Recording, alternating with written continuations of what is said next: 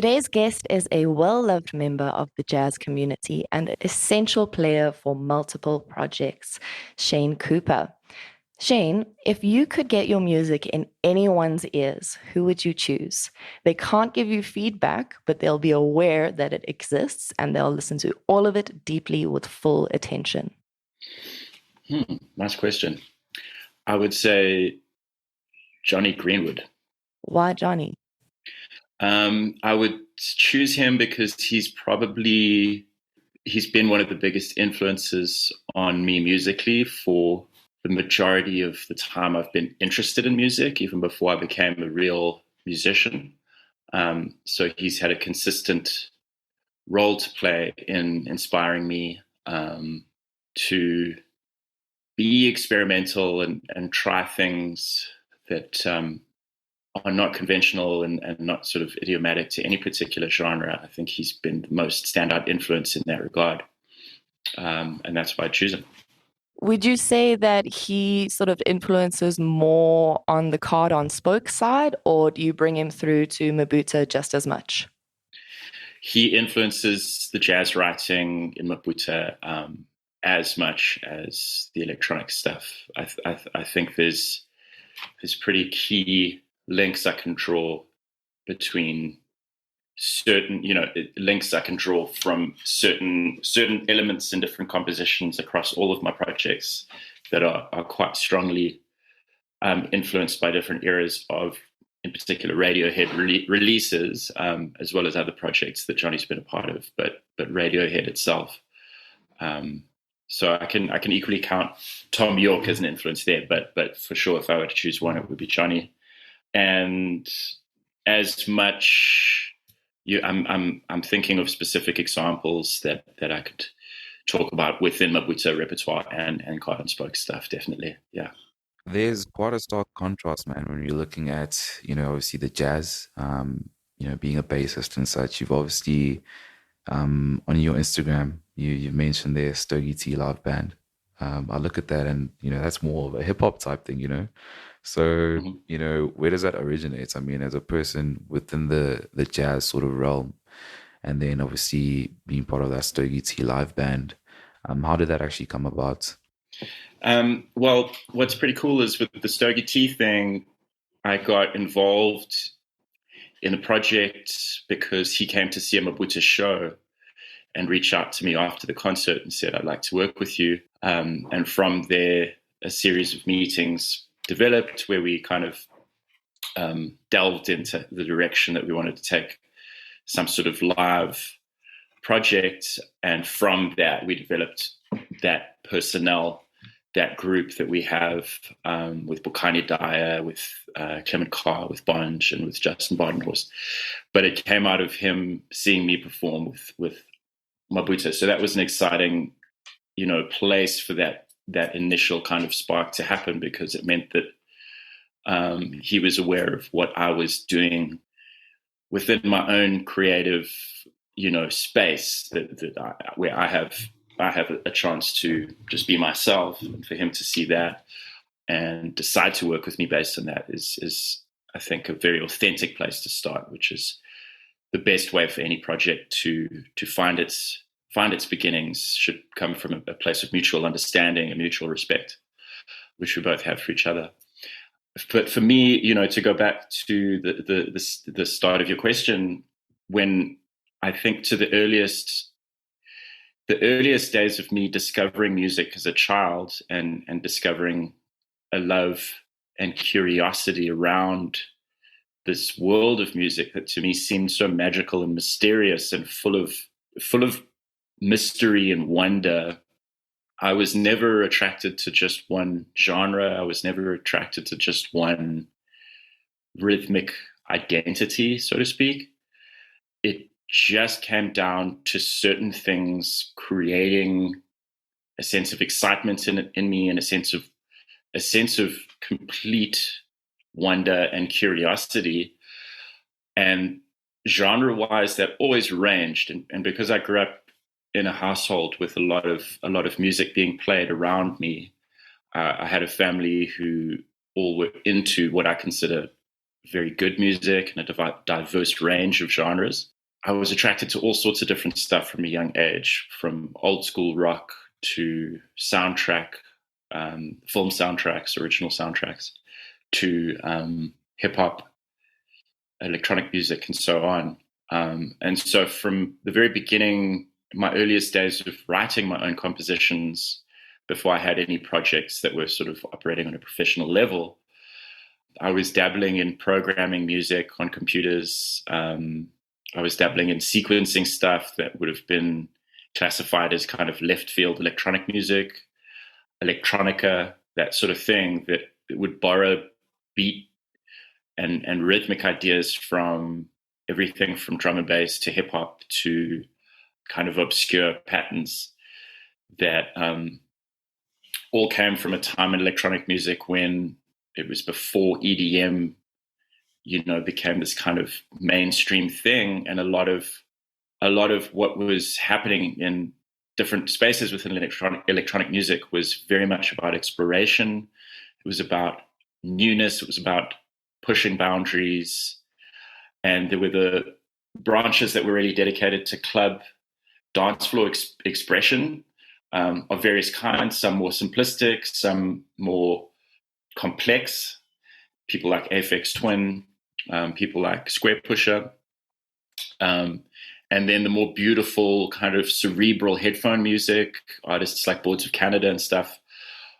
All of that was influencing me from previous eras. And the artists that I was first attracted to most in jazz were actually the artists who were very prolific in the 70s, in a sort of crossover era where jazz was meeting rock music, was meeting music from the East, Indian classical music, all of these guys who were really fusing different parts of these genres together. And what interested me was it had nothing to do with genre. It was just certain things that felt magical, that felt exciting. Genres were always more kind of commerce side of it. It was useful to radio stations. It was useful to record stores and that sort of thing. But the artists who I was most fascinated by, I think, were very early on in their catalogs, pushing boundaries and pulling ideas from all sorts of different genres. They were never bound to one thing. So you go back a little bit earlier into jazz, and you take someone like John Coltrane and you look at his evolution.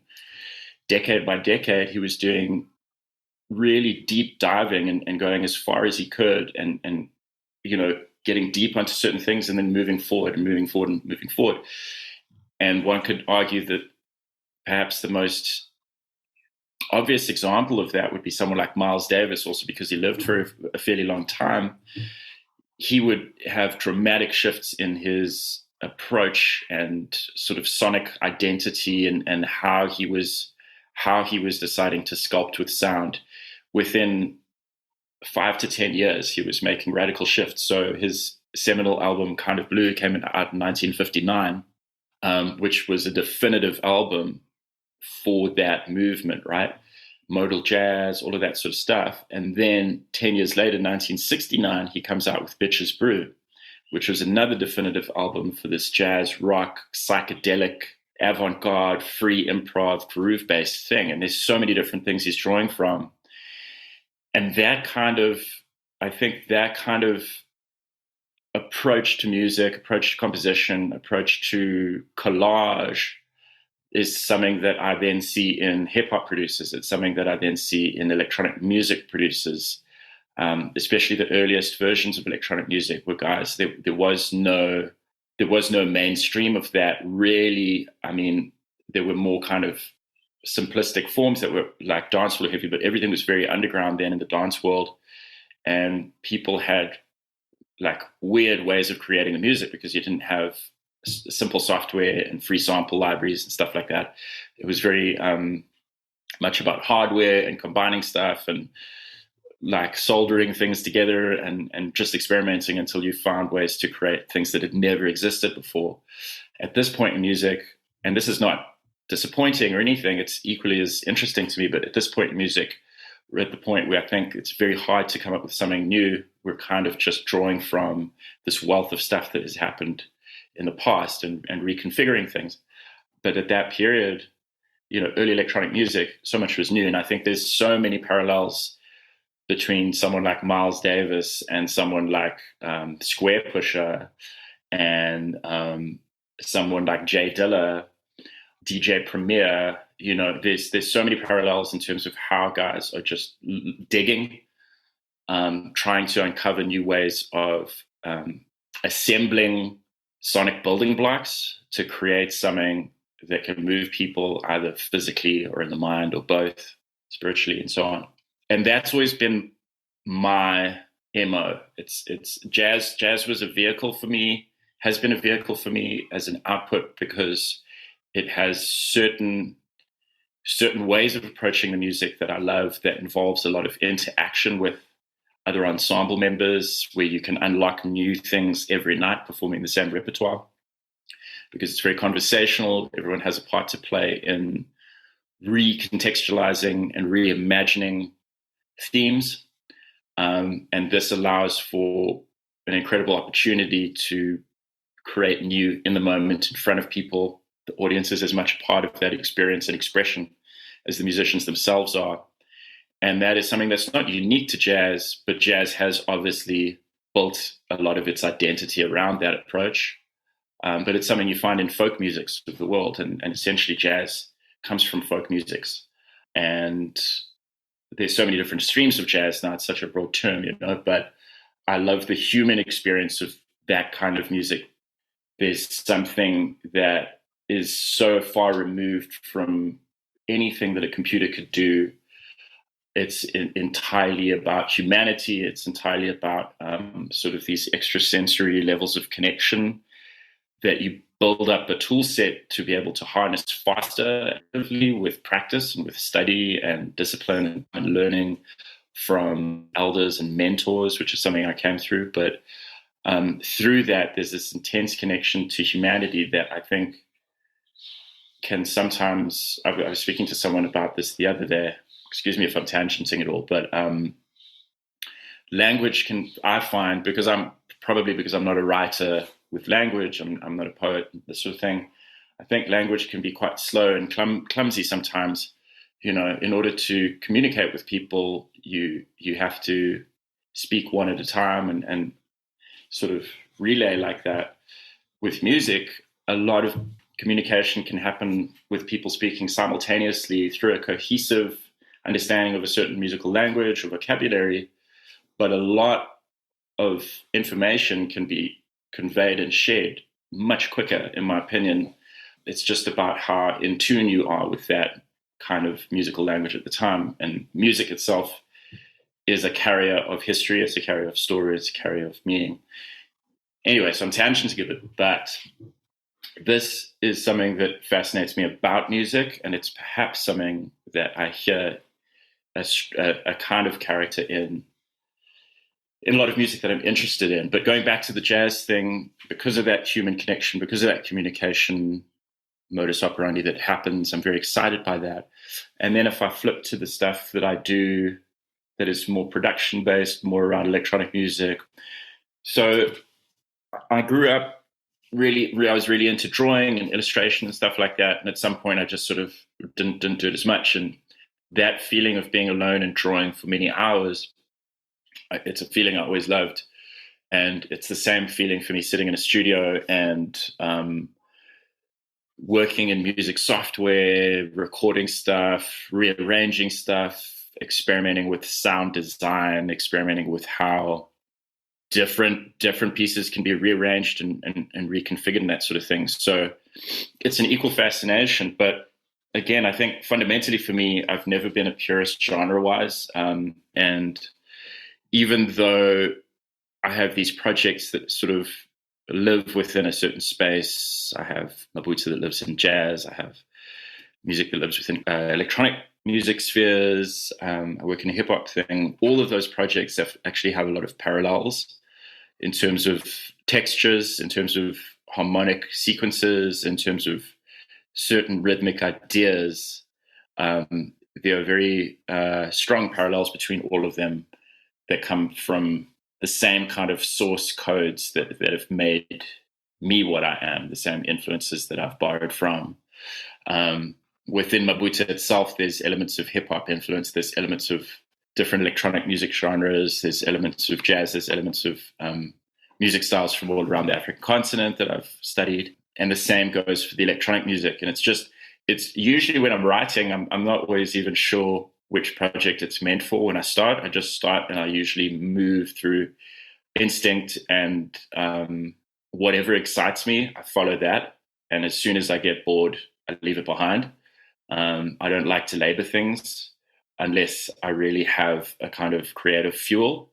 And that's the thing that can propel me to focus on one thing for 8 hours. But if I'm bored for 8 hours, I won't do it, So, and that's it. So when I start writing something, I just follow my instincts and keep going. And at some point, it'll be clear to me that this fits better in this project or that project, whether it's a live jazz group or a hip hop thing or some sort of side project that I want to start for just a recording or a concert, but not have as a regular fixture. But they all stem from similar places. Yeah. Sorry, a bit of a long answer. An answer with so many gems. Wow. What I want to know, just off the last thing that you said, considering that you write and then assign which project it goes to, when does an idea become a new project completely? Right. Okay, so like as in a new project that I don't currently have kind of thing? Yes, as in like there's enough here to actually start a whole new outfit. Because I have been fortunate to build relationships with some really amazing musicians in South Africa and in Europe, I have a kind of mental map of what I resonate with, mostly with these different players that I've had these strong connections with around the world. And sometimes at a certain point in the development of a piece of music, it'll become clear to me that there's a particular person in this list of people that I've connected with that will fit naturally into that missing puzzle piece. And I think that probably all stems from the fact that the reason I connect with certain people is because we connect on this level that roots to some sort of thing that we both like have as a shared code in our DNA, musical DNA, somewhere. And maybe it's as kind of surface level as we both love this particular album by a particular band growing up or at some point in our life. Or maybe it's more complex because that particular album could have origins in some other album. So maybe I'm influenced by the one that was influenced by the Origins album, and that guy's influenced by the Origins album. But that connection of those two albums has never actually been sort of spoken about anywhere. So it can get really kind of more subtle and more like a deeper kind of network of musical kind of connection. But it always is mutual. That's the beauty of this kind of unspoken chemistry that you can kind of dive into in a particular musical instance and go, this piece of music or this selection of songs that I've written which have a cohesion, they're missing a few puzzle pieces. And these puzzle pieces are clearly these people that I've met with before. I can just feel it. And sometimes I might know exactly why. I can say, this song, I really hear tenor saxophone and I really hear this approach. And I can verbally describe what that approach is, even though it's somewhat abstractified. I can say this particular saxophonist is the person who does that the best I know. Therefore, they're the missing puzzle piece. But usually I don't like to speak about music too much in those sort of terms because I can say a lot more about music by playing music, if that makes sense. And I just know that's the person that is the missing puzzle piece for this project. It's not always possible because of logistics. The person might not live in your city and stuff. So I have certain pieces of music that I'll generally try not to put the wrong person on because I believe that a song is kind of like Bob Dylan said, something like a song is something that can walk by itself. And I do believe that a song is a kind of living thing that once you sort of build the outline of and start coloring in, it comes to life, but you need to kind of serve it to some degree. And if I have a particular player in mind for a song and I can't access the player because they're too far away, or there's no way to get them in studio, they're too busy, I try to let that song sit and bring it to life when we can connect again. So, for example, I was in Switzerland recently working on a new project called Black Eagle Moon, and the players on that I had specifically thought of at a certain point in the process of creating the music, and I waited until there was an opportunity to be able to go there and finance it and do all of the stuff that's involved in making an overseas recording happen. But some of those songs I started writing 3 years ago, and I could have recorded them with other players locally who are great, but I just heard the particular voices of these musicians on these tracks. And so I just kept chipping away at them at home until I had an opportunity to take it to these guys and get them to record. So that really is to me, it's testament to why I think I'm so in love with the lifetime pursuit of music, is that it's a very deep human thing that connects us in ways that I think are sometimes hard to describe in words, unless perhaps one is a true wordsmith. But it has some very, very, very, very deep power. And that's the reason all cultures in the world historically had ways of creating music and ways of communicating through music. And sometimes I think it's easy to take the true power of it for granted because it's just everywhere now. It's omnipresent. It's on these devices we have in our pockets all the time. It's playing in the background somewhere around us all the time, unless you're camping in the bush. So it's become so kind of just like wallpapery, not in a bad way, it just is. But what a weird and powerful thing that we're also attracted to that can create really transformative states and really profound spiritual experiences and catharsis and all of these things. So that's it. It's just a feeling. And I've just been blessed to be able to have worked with many, many musicians around the world. And so I have these very clear kind of parts of my musical spirit that each of these musicians holds. And thus, a certain point in the development of a piece, it's clear to me that that particular person is the one that needs to help me finish it. Yeah. That's super, super, super amazing, man. And one of the introductions to your world was, for me personally, was through Meagan. And one of the key things she mentioned was that you're obviously a record label owner, which makes me wonder, a lot of the things that you've spoken about are as a result of maybe past experiences. So when we're looking at you as a record label owner, what would you say sort of sparked that? And also another element, it's twofold. Another element is that, from a lot of the experiences, you mentioned jazz and having that live element of it, being able to discover new things every single time you guys go out to play, that element there. So what has been a record label owner sort of taught you as well? Does it have a similar thing where you're discovering new things daily? So basically, what sparked it and what has it sort of taught you? Yeah, it's a great question. So with Kujua Records, it's very early days, like comparatively to my work as a musician. The label is a very new addition to my world. And the reason I started that was simply because, I'm just going to be frank, I was struggling to get a lot of my work signed. And oftentimes there would be really like a great kind of amount of meetings and interest and things, and then it wouldn't happen. And what happens if you hold a record on a folder online and you're trying to pitch it to labels and stuff, there's this very long period of basically trying to get people to meet with you and listen and stuff, and all of that can take a long time. That sort of the energy that you have for that record changes with time because you're constantly wanting to keep creating new music.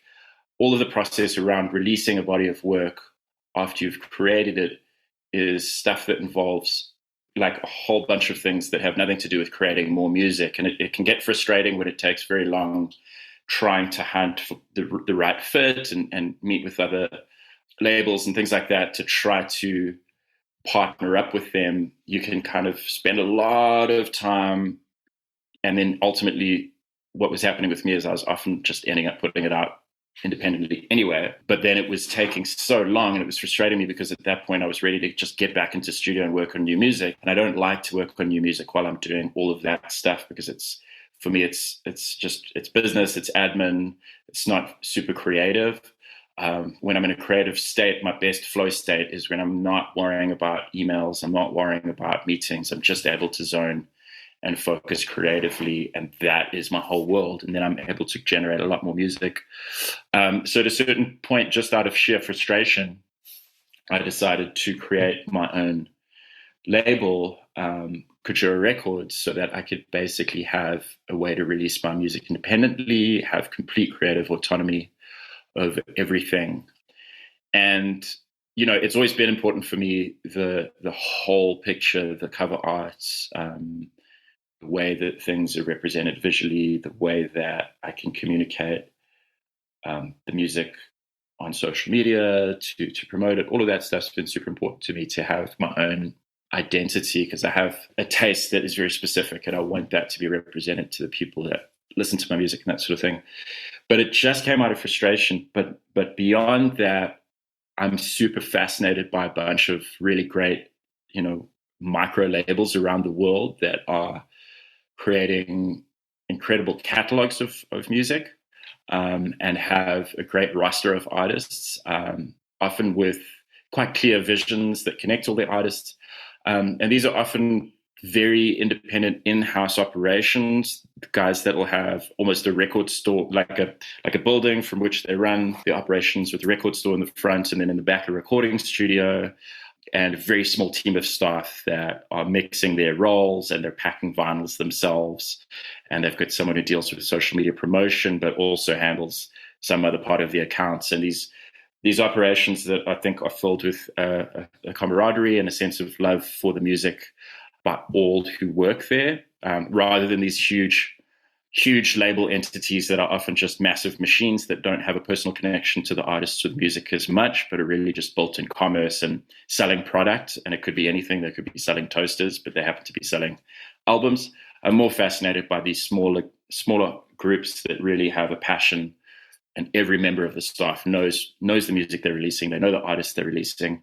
And that's the thing that I've been wanting to work towards with Kujua Records. So, something that was built out of just frustration, and a means to have independence and move quicker so that I could get back to writing more music, simultaneously has been simmering on the side into something that I do want to develop further, to be able to release other artists. It's not something that I have the capacity to do yet, because I need to basically be able to hire some other people so that my role could still be in a predominantly creative, mixing, engineering kind of position. But I would need to basically increase my operations so that I could have people dealing with things like accounts, dealing with things like the business, the PR, the promotion, all of that other stuff. People who have strengths in those departments, that's also key, so that you're able to do it well and do it efficiently. I want to focus on the things I'm good at. And so that's something I'm working towards. I don't know when I'll be there, because it's always a difficult juggling act to be able to think about that and think about my creative projects. But I'd like to get there, because I see a lot of gaps in some of the opportunities and platforms that are available specifically within South Africa and in Southern Africa, things that are available to South African artists and our neighboring countries, that I'm a little bit connected to in some way, like more so than the rest of Africa, for example. There's ways I see that things can be improved. So if I can get to a point where I can offer that as a label to other artists, that would be amazing. I just don't know when that would be, because it involves a bunch of things that I need to figure out. But that would be beautiful for me. One of the things that I've seen on your feed is you speaking about a venue crisis in Joburg. What does that mean for musicians? What does that mean for you? And what do you think that people can do about it? Oh, that's a good question. I think the first thing that, I've been speaking to a lot of close musician friends about the issue with venues in Joburg. And I think one of the first things that we would love to see is a decentralized mix of small to medium-sized live music venues around the city. Joburg's probably, according to the internet, it's just a few 100,000 shy of 6 million people. But censuses, I don't know how you say the plural, but are obviously not perfect. So we're around 6 million people here. And for a city that big, we should have more live music venues. Now, by saying that, I'm well aware of the economic situation that we have here. But the way for this to be something that is possible is to have a decentralized network of smaller, more manageable live music venues, because we have no shortage of really amazing live musicians from a range of genres in the Johannesburg and Gauteng area. The problem is when you have these sort of centralized performance spaces that are maybe in like Braamfontein or the city center, it just gets excessively expensive to be able to go out. So for the average, person who would love to see live music, they, even if it was very regular, they wouldn't be able to afford to go that often, because you need to Uber if you're going to be having beers and stuff. And no one's going to, by default, live close to, not everyone's going to live close to that area. So you're in for a few $100 just in transport before you're paying cover charge, before you're having drinks and food and whatever else you might need to have that night. And it means it's just excessively expensive for a country that, doesn't have a lot of money in the first place. And you can't make cover charges too cheap, because artists need to get paid. Artists in this country mostly work off of door deals. There's very little support from government. There's very little subsidizing of venues, which is a thing that you see in Europe a lot, where there are often support structures for venues, helping either with the costs of, just having sound systems and the basic running of the venue, or sometimes in really nice cases, there's even a little bit of support for the artists and like a baseline guaranteed fee. Here, a lot of the time, the artist's having to rent the PA system, and even you're often having to fork out a bunch of cash before you even play your first note, which means you're going into debt before the gig starts, and then you're having to break even before you can even pay the musicians involved, which is an incredible risk. It's incredibly stressful. If you have a network structure of venues that have a setup ready to go, a PA system ready to go, an in-house engineer, it means bands or solo acts or what have you could come in, do a sound check, do the prep, get the venue even rigged with some decor and that sort of thing, and start the event without any significant debt. So you're kind of starting on a zero level. Maybe there's a few extra things that went in. Maybe you hired some extra stuff, some extra lights to get nice and creative with it. But you're able to really just dive in, create the music, and then from that actually pay people a reasonable fee.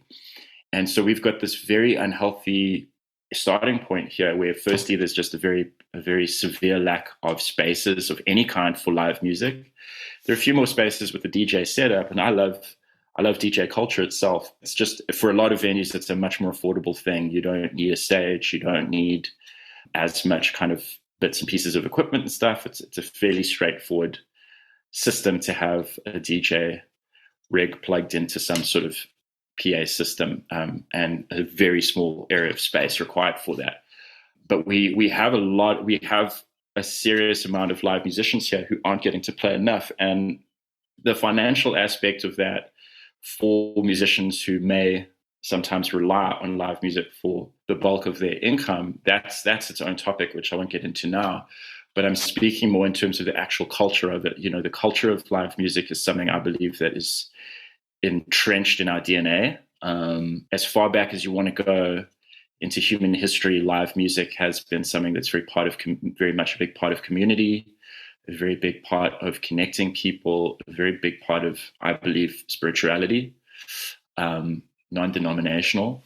And by not having access to that for audience and musicians alike, I think it has a profound effect on people to not be able to access that regularly. especially in South Africa, like we're a very musical nation. People sing here. People sing in protest. People sing when they're happy. People sing when they're sad. People sing when they're fighting. It's an incredibly musical country. So people are still producing music in non-official, non-formal ways, for lack of a better word. But the live music space is something critical. If you go to many parts of Europe, many parts of America and stuff, without it even having to be like one of the big metropolis, cities of the world, like London or whatever, you're often able to find live music very quickly. Within a few minutes, you can be at another spot with live music, whether it's a small venue of 50 people, or a larger scale venue. I remember when I was first becoming, a real active professional musician in Cape Town, many years ago before I moved to Joburg and that sort of thing. There was a really healthy live scene at that time. Cape Town's doing okay now, it seems, but I think still a lot of live music is relegated to like restaurants, which I don't like. For me, I like music performance spaces that don't serve food while you're watching it. I prefer that. I don't mind watching music while there's food being served, but not if that's the majority of live music venues. I think then we're missing out on something. I think it's distracting. I think it's really important to have spaces that have a focus on music. The only thing being served is alcohol at the bar. And there's just not enough of that, it seems, anywhere in the country right now. But Joburg's really bad. And all love to the few venues there are. I love them. There's just not enough. There's not enough spread around. And yeah, just going back to what I was reflecting on, there was a period when I was in Cape Town and you could walk down Long Street alone and you could see like a 12-piece salsa band, go a few blocks down, see like a live hip hop jam session with a killing live band and like a hip hop cypher from really great underground MCs. Then walk down and see like left field live electronic music, then go down and see like a folk duo doing, folk neo soul with 2 acoustic guitars and some percussion or whatever. Then go watch some famous rock band, like all on one street, and that was fairly centralized, but there were other areas that were also having a lot of live music opportunities and stuff. So I think it's a very, very sad time right now for live musicians and audience alike. And the amount of bands that are only getting to play live every now and then, even though they're bubbling over with ideas, with new music, with like albums.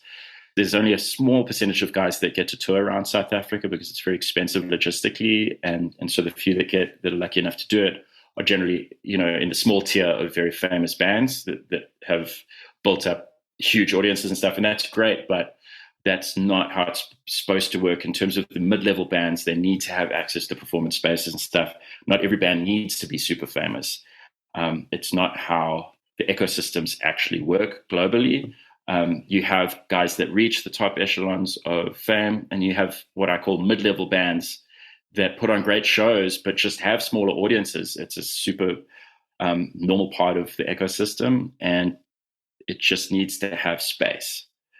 And we're not seeing that now. So there's so many bands that they only can play in their city, and in their city, there aren't enough spaces. And in Joburg, if that's your city, in my opinion, in Joburg, there should be like 30 live music spaces at least. And I'm not talking about 500 capacity. I'm talking about things from like, 80 people capacity to 200 capacity, different kind of small, medium size venues with PA systems in where you can book a show and get down to business and get the music going. And that will change. If those spaces could be available, it would have the most profound impact on the scene and on audiences.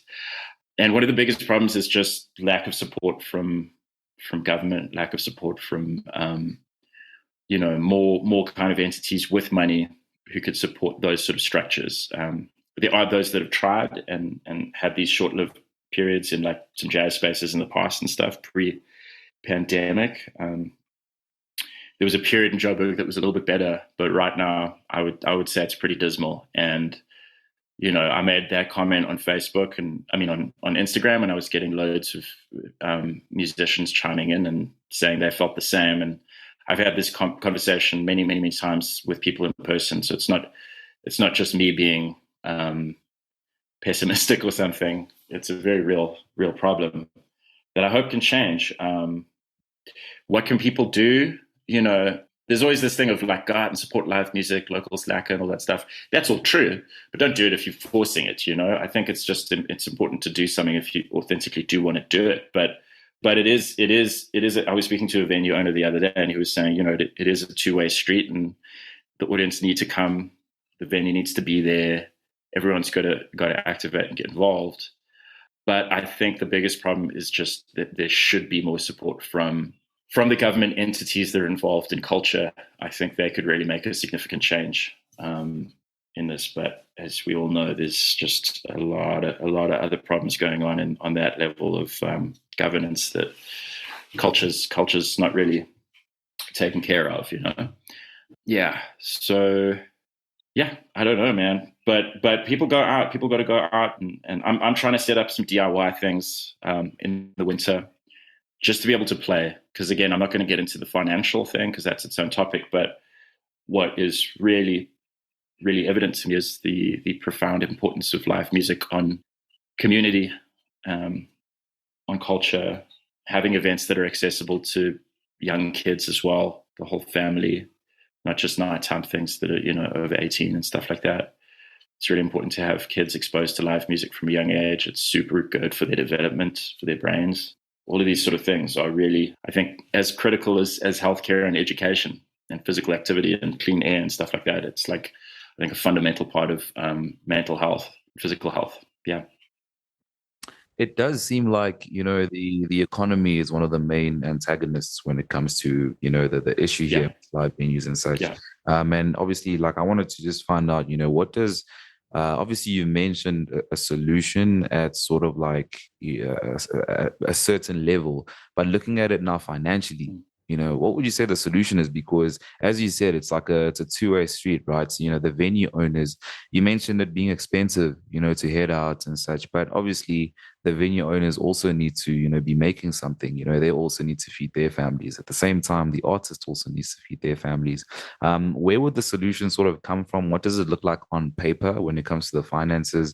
The Department of Arts and Culture, would they maybe have to play a role in that? As you mentioned, government quite a bit with the musicians need to play a role in that. The venue owners, how do we sort of sort out this financial sort of issue that's there? I think that it has to be baseline subsidy support from government for a select number of venues. Now, as soon as you introduce that, there's the risk, as we know in this country, of people abusing systems of support and taking money off the top and corruption getting involved. So things need to be incredibly transparent.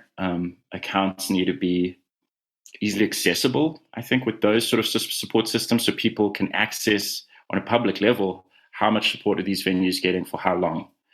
And so it can be monitored and people know, okay, this money is getting spent on what it's claimed it's being spent on. This is not just being focused on one kind of genre support system, for example, just jazz venues or just DJ venues or what have you, but is being spread around to support the different creative sectors within music in that city, let's say Joburg. So there's as much support for a few live music venues that focus on jazz as venues that focus on rock, as venues that focus on sort of electronic music, let's say.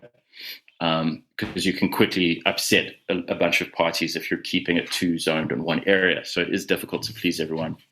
So you'd have to, I think, have subsidy systems that support, I would say, a large number of venues feeding into a diverse range of genres, a diverse range of venue capacities. So we're talking about small 50 to 80 seaters to the slightly larger sort of 200, 300 seaters, and then perhaps a couple that are a little bit bigger than that. But I don't see those being as pertinent in what I'm talking about here as the smaller scale venues. And then these smaller scale venues being spread around so that it's not centralized, so that people have access in a diverse range of communities from different economic situations so that people can access these places without having to worry about taking lengthy public transport, having to include expensive Uber fees, for example, or dangerous public transport late at night where people are worried about their security. Women traveling alone don't feel safe. These sort of things that all start to add up and make the experience of accessing live music very difficult in this country. So somewhere that's close to your area and can serve a multitude of different genres. So support from government to help with some of the baseline costs so that artists aren't coming in having to fork out a bunch of cash before they play their first note, renting in a PA system from the ground up when there's no equipment in the venue. So the venue needs to have some set up infrastructure there. In fact, the majority of infrastructure for an average band, so that if they have to rent in, it's not too much. It's just because they have maybe a large band and need a few extra bits and pieces. So the venues need to have the support to get that in place, right? Then they have that, and it's something perhaps that they own. They're not renting, because renting equipment every time you have a live show for the venue itself as well, you'll quickly overspend what it would cost them to buy that PA system early on. So having that infrastructure in place from the get-go, then people can just dive into the art.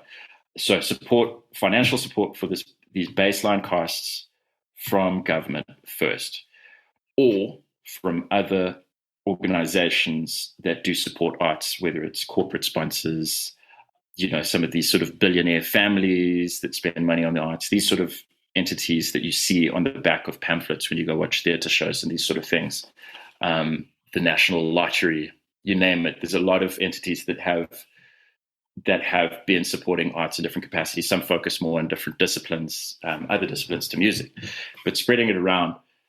There is money on government level, and I'm not saying it isn't being spent, but I think there should be more spent on this kind of initiative, and it should be carefully monitored, carefully audited regularly, and very visible and transparent in terms of spending, so that it's literally publicly accessible, and regular kind of meetings so that people can engage in an open discourse that isn't relegated to an exclusive secret panel, but it's open for people to engage and understand how the money's being spent, and also challenge how the money's being spent so that things can continually be reviewed and improved upon.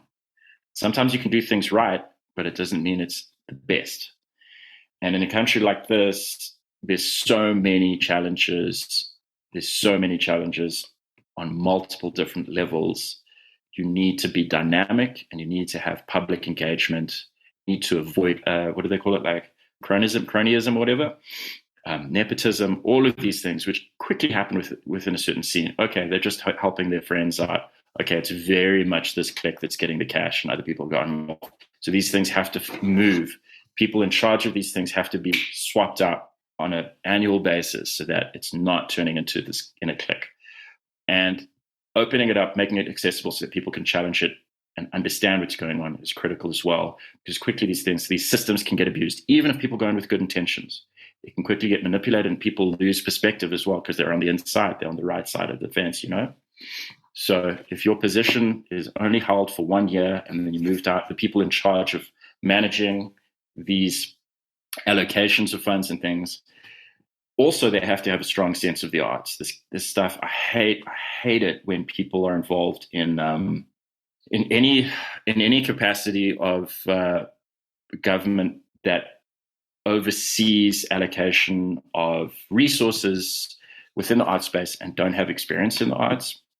That's ridiculous to me. That's absolutely unacceptable to me. You should only be allowed to work in the field of arts if you understand the arts inherently, but also have incredibly efficient and high-level skill sets to do with all of the logistical, financial, reporting, managerial skills that are involved with those kind of positions as well. You can't just be an artist and not have those skills. So it's very specific. But if you have those skills and no real experience in the arts, I feel it's a wrong fit. So there's a multitude of things. But I believe this stuff, these necessary resources to pull this kind of operation off are there, whether it's a mix of government and corporate and philanthropists involvement. I don't know what the balance would be, but these resources are there.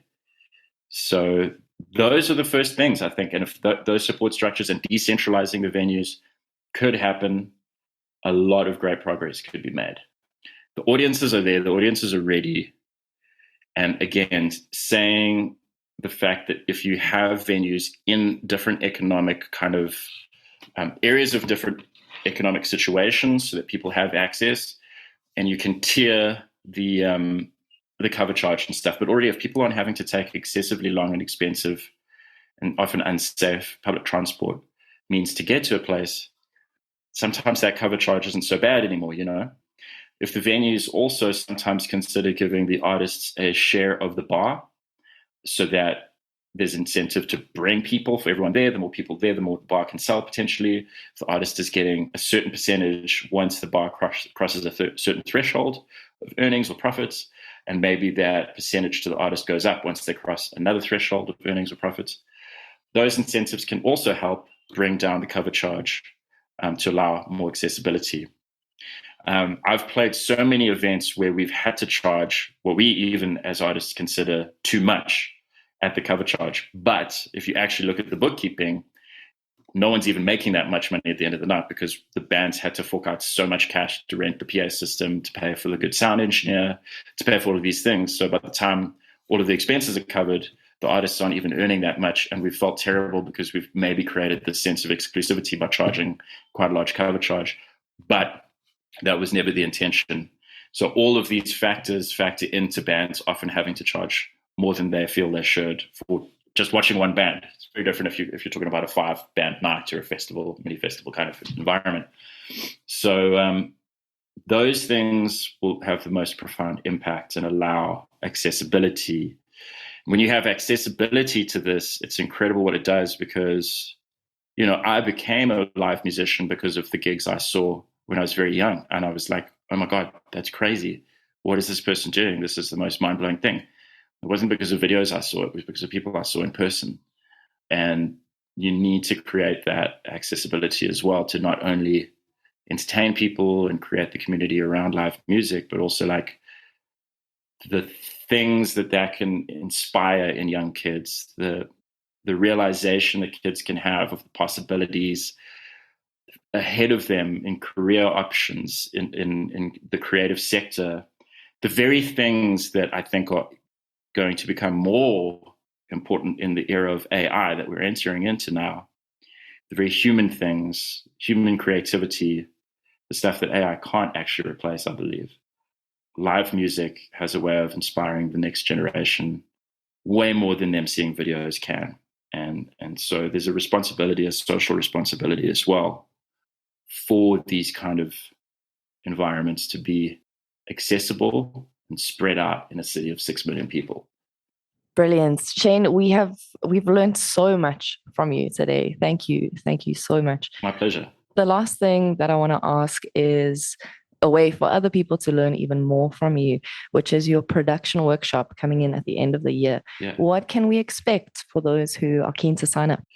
Yeah, we're going to be doing a 3-day intensive production workshop, which for me is really built around composition, production, and all of the elements of music and creativity that feed into that. A lot of the workshops I've given in the past employ ideas around using randomness and chance as vehicles for initial spark, vehicles to break out of habits, to create new ideas that you wouldn't have thought of, using patterns that you kind of repeat and repeat and repeat. So ways to break out of your old routines and generate new impetuses.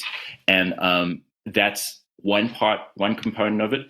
People will also bring music that they're working on, but that hasn't been necessarily fully realized. And I'm going to help them just see a different perspective, potentially look at that music from a different angle. You know, there's no one way to treat a song, but it's sometimes can be profoundly powerful to play your music to someone else before they even speak to you about it. I sometimes play my own music to people before it's fully finished and learn a lot. I don't actually speak to them afterwards. I learn a lot from the kind of adrenaline that's pumping through my body, watching them listen and seeing their body language and almost probably reading too much into it.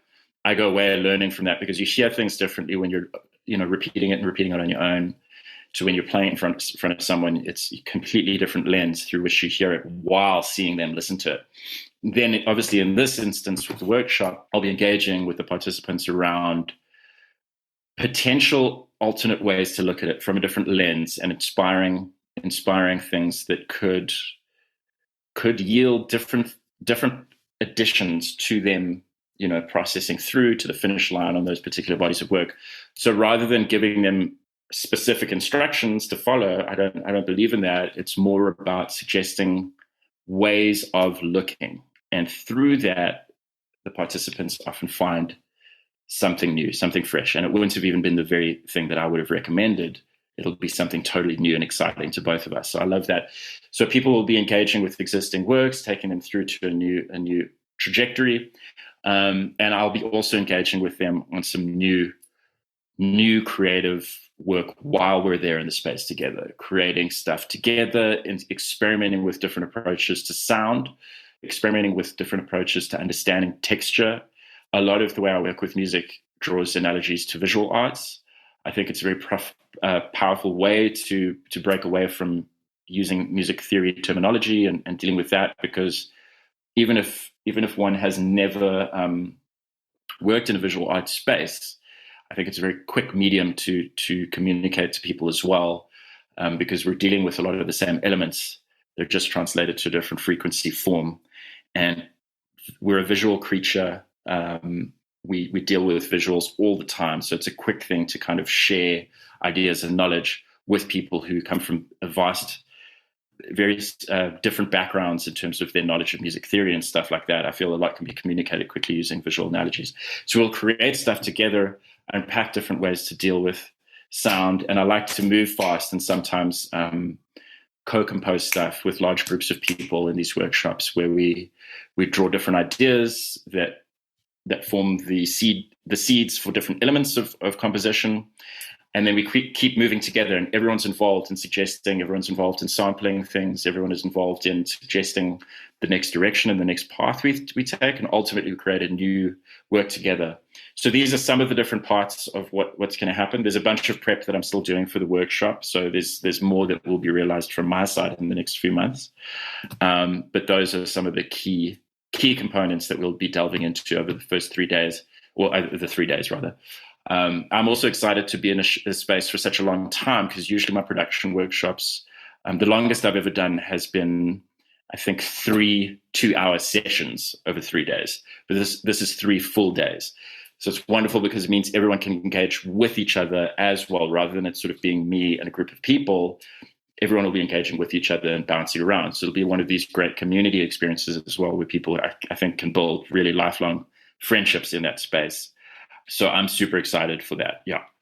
Shane, this is really amazing. It sounds like something that is definitely going to be a success. And I really hope that even the listener or anyone listening to this, they're around and they're close by, they should definitely attend. I also wanted to just thank you, so much for joining us and taking some time out to join Meags and I for this chat. As Meags has already said, we've learned so much from you.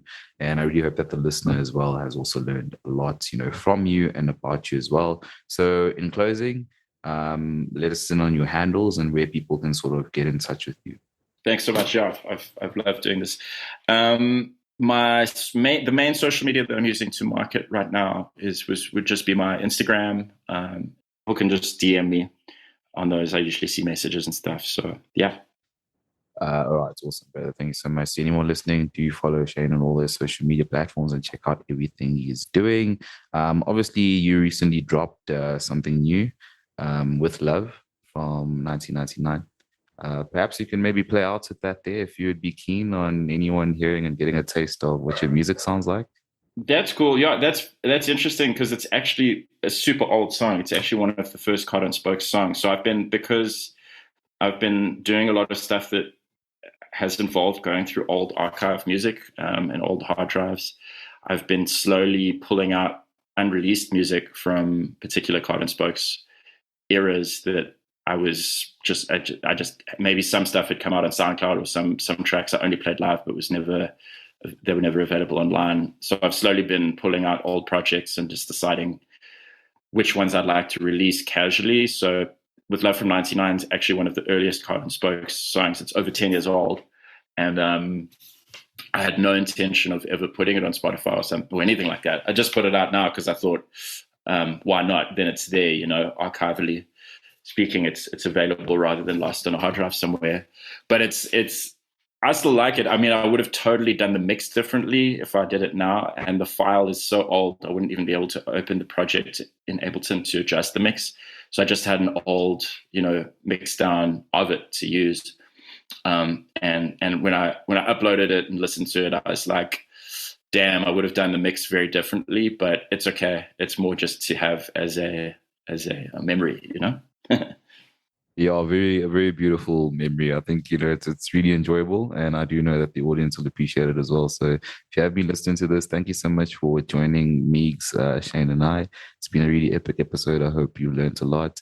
We're going to be playing out with Love from 1999. And please remember, check out all our stuff on our websites and all platforms. We are Sludge Underground. Our website is www.sludgeunderground.com. The best way you can support the podcast is by purchasing merch. We just released some beanies. But obviously, do also follow Shane as well with everything that he's doing. There are massive things coming up. So on that note, until next time, from Meagan and I, and Shane as well, as you know, I always say, it is bye for now.